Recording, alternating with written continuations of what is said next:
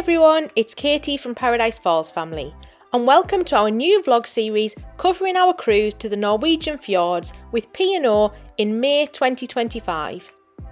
In today's vlog, we'll be giving an overview of the cruise, what a Norwegian Fjords cruise entails, as well as a summary of the P&O ship that we sailed on, the Iona. Before we get started, if you're new to the channel, we're a family of 4 who love to travel the world together, and we create informative family travel vlogs. We cover the places we've visited and talk about our own experiences with the aim of helping you make the most of your family trip. We've covered loads of places already on our channel, from Europe to North America to Asia, so make sure to subscribe to our channel and check out some of our other videos.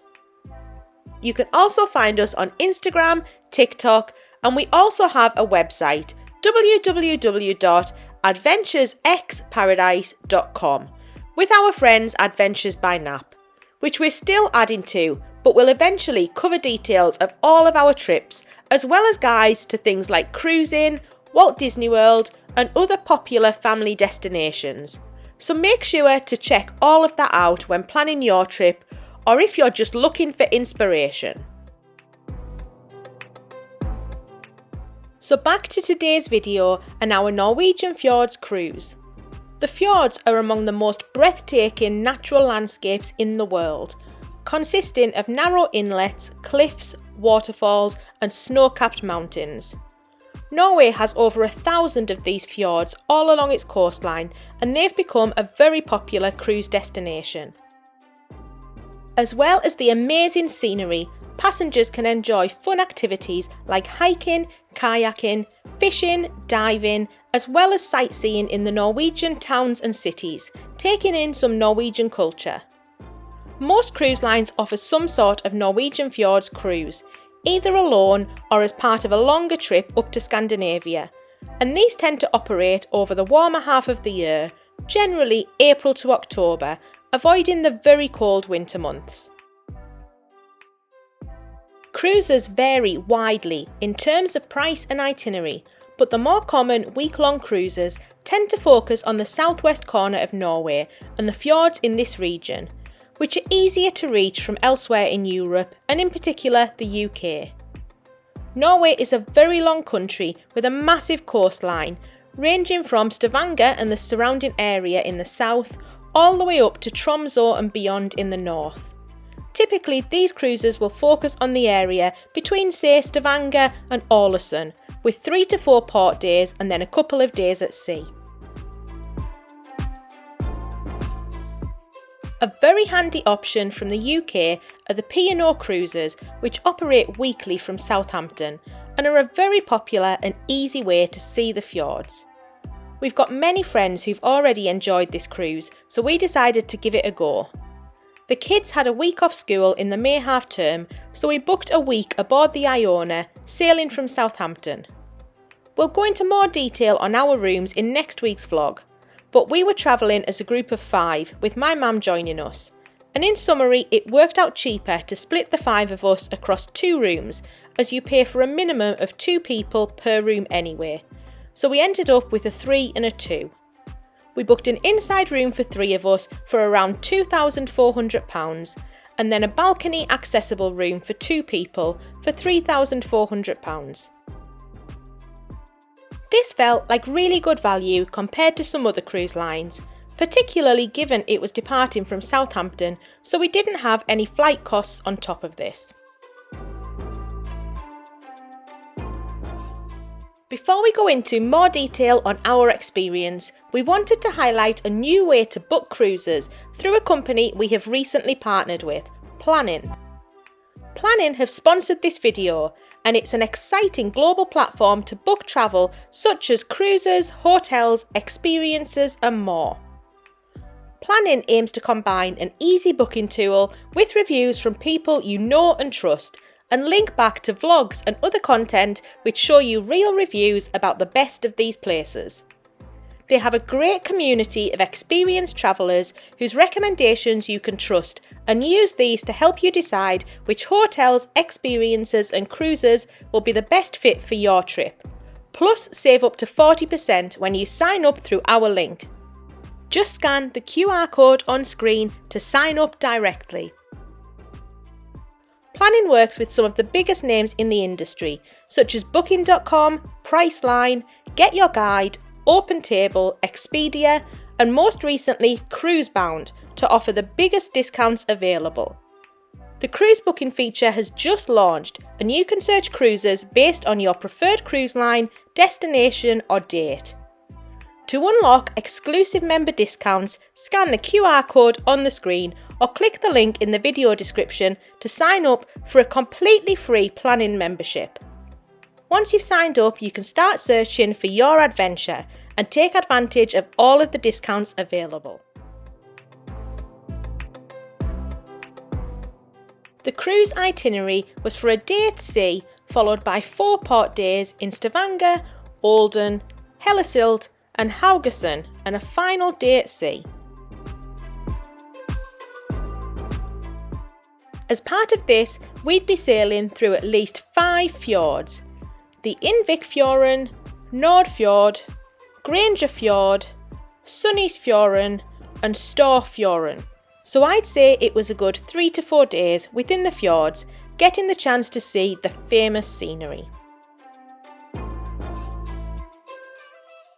We boarded the cruise in Southampton on a Saturday morning, having stayed over the night before, around an hour away at the Holiday Inn Basingstoke as a cheap stopover. I'll talk through the boarding process, parking and all these sorts of details in next week's vlog. However, we were on board by around 3 p.m, with the afternoon and evening to explore the ship. There was a sail away celebration planned up on deck 16, but this was cancelled at the last minute because of the weather. It was only a little bit overcast, so we didn't really understand this, and it was a little bit disappointing. Our first day at sea, it was still fairly sunny but a little bit windy, and we spent the day relaxing, enjoying the swimming pools and hot tubs, and we caught one of the game shows on board. The first evening and into the next day, the ship sails along the south coast of England, past the Isle of Wight, which you can actually see on your first evening, through the English Channel and then up through the North Sea. It was here in the North Sea that we saw our only wildlife of the cruise. We spotted a whale breaching 3 times out at sea while we were sat in one of the hot tubs. A really cool moment, but we didn't manage to spot any other whales for the rest of the cruise, which was a shame. While you can spot whales on this cruise, they're much more common further north up towards Tromsø, so it's not really a prime whale watching location.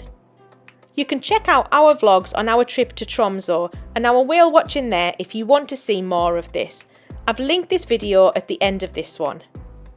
Likewise, we didn't spot any dolphins or seals or anything else, so it's not as abundant as, say, an Alaskan cruise where you can spot quite a lot of wildlife as you go along on your cruise. Once you head up into Norway, the weather does turn a little and it became cooler and much more changeable. We often went from glorious sunshine to wind and rain really quickly, and it does get windy up on deck, so make sure to pack layers and waterproofs or ponchos, as these do come in handy. We did take 1 pair of thermal clothing just in case, and we wore these once, but it wasn't essential for this cruise. The first port day was in Stavanger, known as the gateway to the fjords and the first real city on this bottom corner of Norway. It's now an oil city, and it's the biggest city on the cruise, so there's plenty to do here. I'll talk through each of the ports in detail later in the vlog series. However, Stavanger is definitely one to make sure you get off at and make the most of. It had a lovely old town known as Gamla Stavanger, right by the port with cobblestone streets and white wooden houses.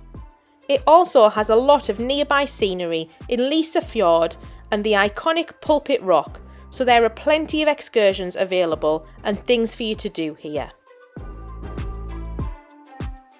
From here, you spend the next few days in and around the fjords, only occasionally leaving briefly to exit one fjord and enter another. the most spectacular scenery is definitely in and around Olden. A lot of people wake up early and take advantage of the long daylight hours to enjoy sailing into Olden, as it really is a beautiful part of the world. Olden itself is only a tiny town, but it's the most beautiful and was our favourite stop on the cruise. From here again, there are numerous excursions you can enjoy, like taking the cable car up into the mountains, hiking to Brixton Glacier, or getting out onto the water itself. The beautiful scenery continues the next day in Hellesylt, another tiny town.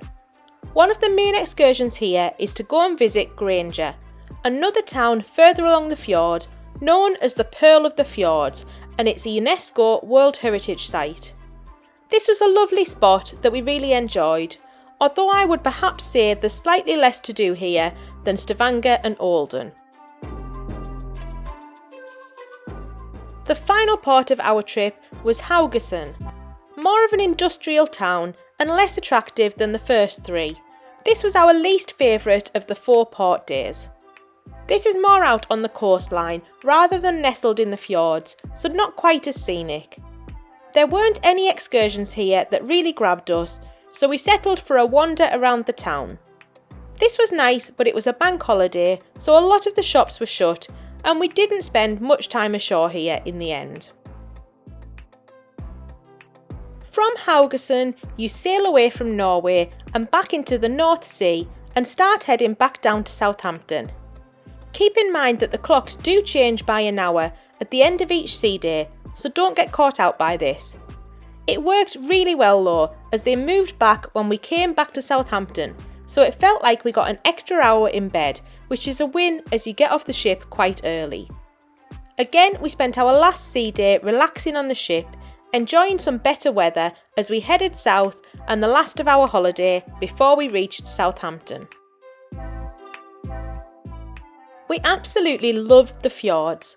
The scenery was really spectacular and everything we'd hoped for.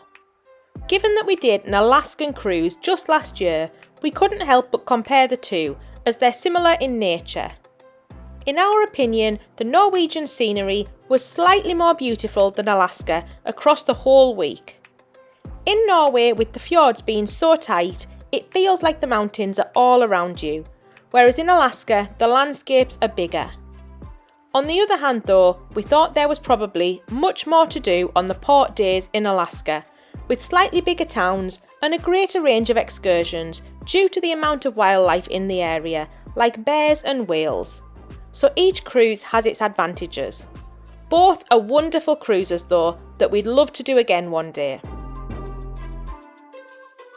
In terms of how suitable this is for a family holiday, while the cruise had loads of families on board, it's probably not your typical family trip, with the scenery and the port stops probably less family targeted than say a Mediterranean or Caribbean cruise.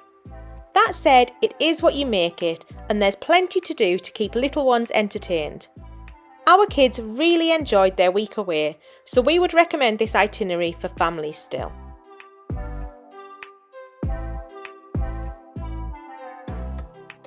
Having covered the itinerary and what a Norwegian Fjords cruise is like, I'll now move on to the ship, the Iona.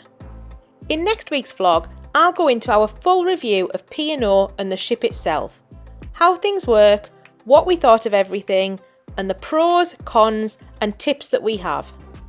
We did have some issues with both P&O and the ship, so we have lots of pointers and tips to try and help you make the most out of your time on this cruise, so make sure to subscribe to check out that vlog next week. In today's video here, I'll provide more of an overview of the ship, its layout and what you can find on board to give you an idea of how you can spend your time around the port days. There are lots of full ship tour vlogs you can find online, so I don't intend to go into quite as much detail as these, but it should be enough to give you a really good flavour with lots of tips. The first point I'll make is the ship, while being beautiful and very modern, isn't particularly designed for families and kids. We did find that there wasn't masses to do for children, unless they wanted to stay in the kids' club all day or brave one of the swim pools in the chilly weather. There was an evening show and various other bits and pieces throughout the day, but it did feel very British, very old school cruising style entertainment. Moving through the ship in a little more detail, on deck 3 is where you'll find the medical centre, and this is where you'll enter and exit the ship on port days. Decks 4 to 5 and 9 to 15 are primarily just staterooms, so unless you're staying on these, it's unlikely you'll need to visit them. That is with the exception of the spa and gym on deck 5. Like most ships, there are a couple of decks midship, decks 6 to 8, where you'll find a whole host of dining and entertainment options, plus a couple of upper decks 16 to 19, where you'll find some more things to do, plus the outdoor activities. These decks 6 to 8 and 16 to 19 are where you'll therefore spend most of your time. To navigate around the ship, there are 3 banks of elevators located forward, midship and aft. Each has 8 elevators, although a couple of these were out of service at times. This might sound like a lot, but it's a huge ship, and you'd quite often find the elevators to be full. In general, the elevators were an issue on board, with frequent queues, and it did noticeably cause frustration with passengers. So either be prepared to walk where you can, or be prepared to be very patient. Decks 6 and 7 are where you'll find the 4 main free dining rooms. These are all included in the price of the cruise, subject to drinks and some of the paid for extras on the menu. The Pearl, Aqua and Opal take up the whole back half of Deck 6, with the beautiful Pearl dining room being our clear favourite. I'll talk more about the dining system next week, which for us has a whole host of problems, but the food here once you did get inside was fantastic and some of the best we've had on a cruise.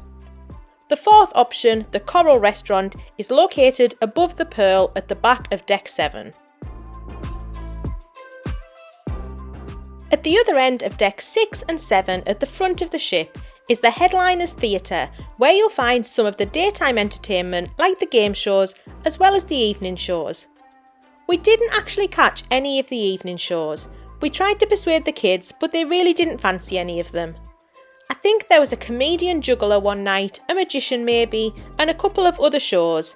Nothing which really grabbed us. They did change the shows from what we had pre-booked, as we'd booked seats at the Take That musical, but this got changed with no explanation. Nevertheless, this is where you'll be if you fancy any of the shows on offer.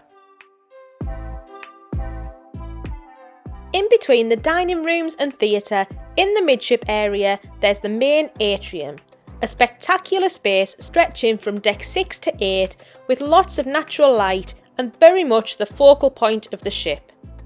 We loved it here, but it does get very busy as there are bars and restaurants located in and around the atrium on every level, and it attracts a lot of passengers. Then the rest of the space around the atrium is made up of extra bars, paid for dining options and shopping. On Deck 6 you've got Anderson's Bar and Library. We spent some time here waiting for tables at the restaurant, and it is a lovely bar. The library has seen better days, but you can use board games and it's a nice spot to get out of the busy hallways. Across the hallway from this is the cinema, Ocean Studios. We never tried this as the films were all relatively old, nothing currently in the cinema, but if there's anything that takes your fancy, it's there. Then there's the 710 Club if you fancy a late night, the Harbour Shop for kids' toys, and more bars located in and around the atrium. The Limelight Club is another venue hosting live entertainment, and finally you have a small art gallery and the rest of the spa.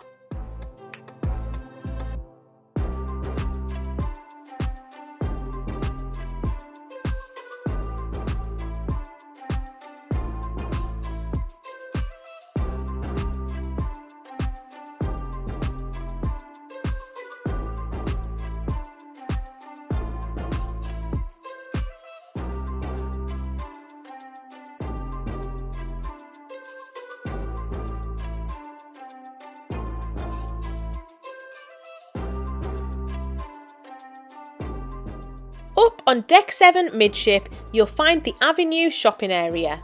This is the main spot for shopping on board. I'd say we've seen better shopping on the Disney and Royal Caribbean ships, but there are a couple of shops here if you fancy a spree. Note that the shops are shut while you're in port, but then are open until around 10 PM each night. This area also houses the reception, shore experiences and photo hub for any issues you might need to resolve or extras you want to add on to your cruise. On the other side of the atrium is the casino, not somewhere we tend to spend a lot of time in, and Brody's, the best spot if you want to catch live sport. Deck 7 has a very small outside walkway, but it's predominantly indoors.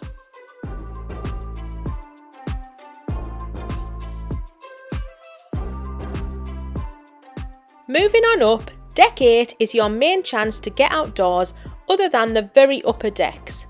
We really liked Deck 8 as it had 8 hot tubs in total.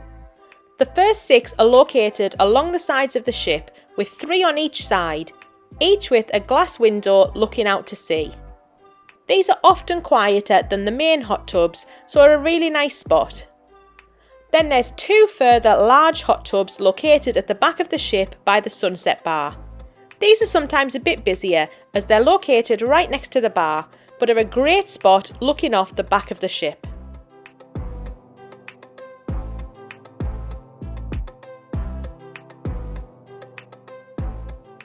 Moving inside, the front half of Deck 8 is taken up with staterooms. The back half has the clubhouse, another entertainment venue, and some further dining options. The first of these is the Keys, a fast food option that was handy when the buffet got too busy. It has 3 different options: fish and chips, curry and rice, or burgers and fries. It also serves breakfast there too, so it's a good one to try during your cruise. The second included dining option is the Olive Grove. This requires a reservation though that you can only get when you get on board the ship, and these often sell out on the very first day, so get this sorted early if you want to go. We were too slow, so never got to have a go at this, but have heard really good things. Further towards the middle of the ship are a few paid for dining options: Sindhu, which is supposed to be really good, the Keel and Cow in the atrium, and Ripples, an ice cream bar. This offers an ice cream afternoon tea, which the kids tried and loved, and it wasn't too badly priced either. There's also a sweet shop next door if ice cream isn't your thing.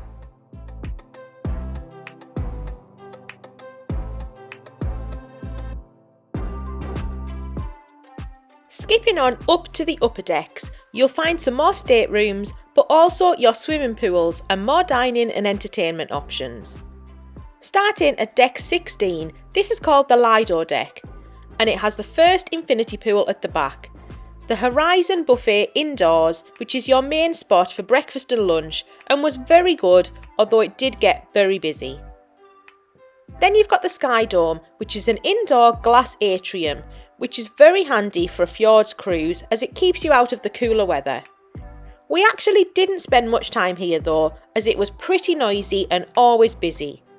It does have an indoor pool and some hot tubs, which were usually crammed full, and it doubles as another entertainment venue in the evening. It has a couple of bars dotted around, as well as Taste 360, the final included dining option on board, and this serves up things like hot dogs and fries.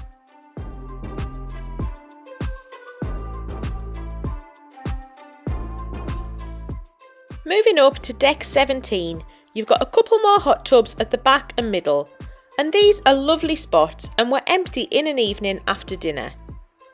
This is one aspect we were really impressed with on the Iona, the abundance of hot tubs, which works well for this type of cruise in a cooler climate. Around the outside on the deck is more seating, as well as deck games like shuffleboard and table tennis, which again get very busy. This is probably the best spot if you want to just sit and enjoy the views out to sea.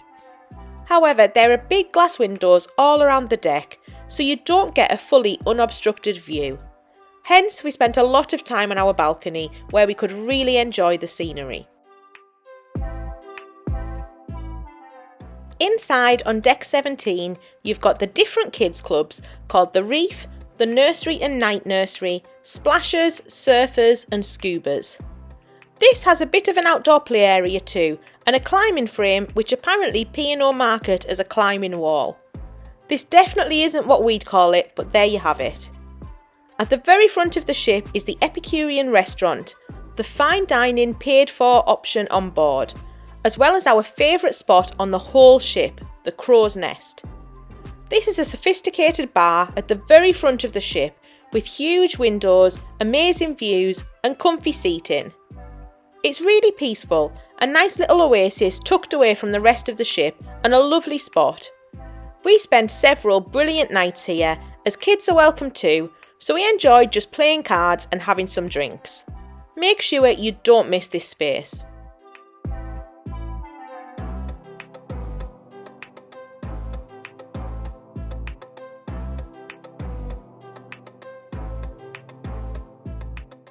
Up on deck 18, which is the panorama deck, you've got the second infinity pool, plus more deck space, a jogging track, and then the adults only area at the front of the ship with its own pool and the beachcomber bar.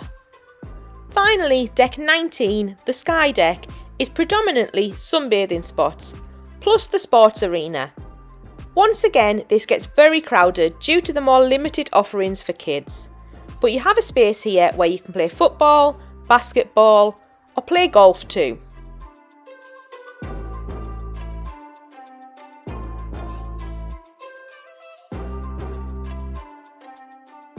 So that was a bit of a whiz through the ship, but hopefully it gives you a feel for the layout of the ship, what's on offer, and what you can find to help you enjoy your Norwegian Fjords cruise. We've added a full guide to the ship to our website www.adventuresbyparadise.com, so check that out. Next week I'll go into more detail on the different aspects to the ship, what worked well, what didn't, and our top tips.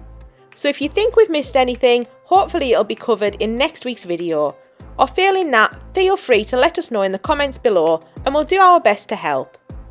If you found this video useful, please give it a like and subscribe to the channel, as it really makes a big difference to us. We've got loads more videos coming soon, including the video I've just mentioned, plus more covering the ports and different excursions you can enjoy on the cruise, so make sure to catch those. And we've got lots more videos on our channel and information on our website, so please check those out for more family-based travel guides. Thank you all so much for watching.